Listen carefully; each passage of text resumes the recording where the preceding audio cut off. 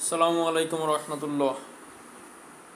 এখন মার্কেট নিয়ে ইচ্ছাকৃতভাবে একটা তালবাহানা করতেছে রাশেদ মাকসুদ এবং তার যে দোসর যারা আছে, তার লোক যারা আছে, যাদের দিয়ে তিনি এই মার্কেটটাকে এখন চালাচ্ছেন। ইচ্ছাকৃত তালবাহানা।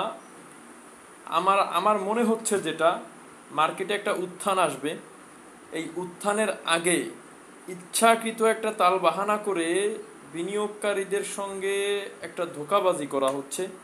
যেমন আপনারা যদি দেখেন যে এখন এই সপ্তাহে কি হলো, এই সপ্তাহে লাস্ট 2 দিন একদিন প্লাস একদিন মাইনাস, একদিন প্লাস একদিন মাইনাস এরকম হলো। মানে বিনিয়োগকারীদের যে আস্থার মধ্যে একটা সংশয় ঘটানো, একটা সন্দিহান, একটা মার্কেট চালানো তাদের মূল কাজ। যে একদিন প্লাস থাকলে আরেকদিন মাইনাস থাকবে, একদিন প্লাস একদিন মাইনাস এরকম করে কিন্তু গত সপ্তাহ চালালো।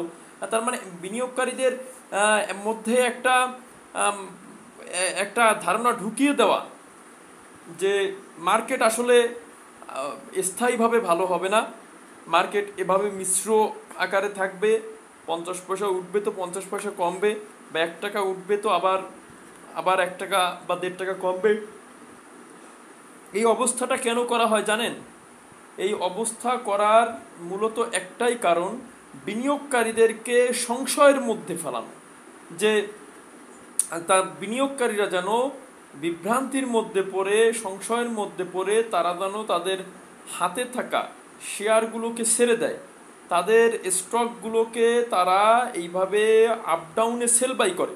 আপ ডাউনে সেল বাই করলে যেটা হবে, যখন তারা এতদিন অনেক কষ্ট মার্কেট ফেলে বিনিয়োগকারীদের ধোঁকা দিয়ে মার্কেটে ধস ঘটিয়ে বিনিয়োগকারীদের আস্থা নষ্ট করেও এখন মানে অনেক বিনিয়োগকারীর এখন পর্যন্ত লাস্ট যে ব্রেক এটা মারতে পারেনি। মানে অনেক বিনিয়োগকারী এখন পর্যন্ত তাদের হাতে থাকা স্টক নিয়ে, তাদের হাতে থাকা শেয়ার নিয়ে অনেক বিনিয়োগকারী কিন্তু এখন পর্যন্ত বসে আছে।